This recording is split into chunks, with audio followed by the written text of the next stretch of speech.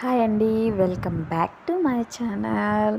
నేను ఒక టెంపుల్కి వెళ్ళానండి. ఆ టెంపుల్ వీడియో మీతో ఇప్పుడు షేర్ చేసుకుందామని ఈ వీడియో షేర్ చేస్తున్నాను. ఇప్పుడు కాదండి, వెళ్ళింది మేలో.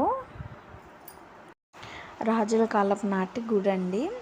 చుట్టూ కొండలు, మధ్యలో ఈ టెంపుల్ అండి. చాలా బాగుంది వ్యూ అయితే. ఇక్కడ కొలను ఉందండి, అసలు ఎంత బాగుందో.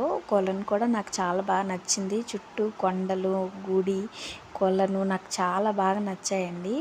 అలాగే మేము దర్శనం చేసుకున్నాము. ఇక్కడ శివలింగము స్వయంభూ అంటండి. ఇక్కడ ఇలాంటి స్వయంభూ లింగాలు చాలా ఉన్నాయి.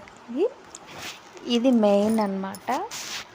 చాలా బాగుందండి గుడి, బయట కానీ లోపల కానీ మేము మధ్యాహ్నం వెళ్ళాము. కొంచెం 10-11 అలాగ అయ్యింది. కాకపోతే కొంచెం ఎండగా అనిపించింది. అదే మేము ఈవినింగ్ టైం వెళ్తే చాలా బాగుందండి వ్యూ అయితే.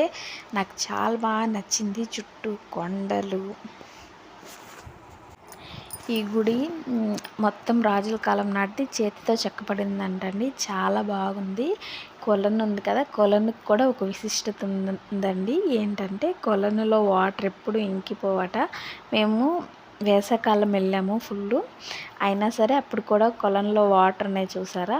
ఇది ఇప్పుడు వీడియో కాదండి, మేము మేలో వెళ్ళాము అప్పుడు వీడియో. ఇది నాకు పెడతానికి అవ్వలేదు, అందుకే ఇప్పుడు పెడుతున్నాను. నేను మా పిల్లలు వెళ్ళామండి. మాకు తెలిసిన వాళ్ళతో, మా వెల్ విషెస్ అనుకోండి. గాయత్రి చూడండి, ఎక్కడ దేవుడు కనిపించినా మొక్కేస్తుంది. అలాగే ఇంకో విషయం మీతో షేర్ చేసుకుందాం అనుకుంటున్నానండి. ఇక్కడ గుడికి ద్వారం ఉంటుంది కదండి, లోపలికి వెళ్ళేది. చూడండి ఎంత చిన్నగా ఉందో. గాయత్రి హైట్ అంత ఉంది. నాకు ఇదే కొంచెం ఇలా వంతగా అనిపించింది. చాలా చిన్న ద్వారం అండి.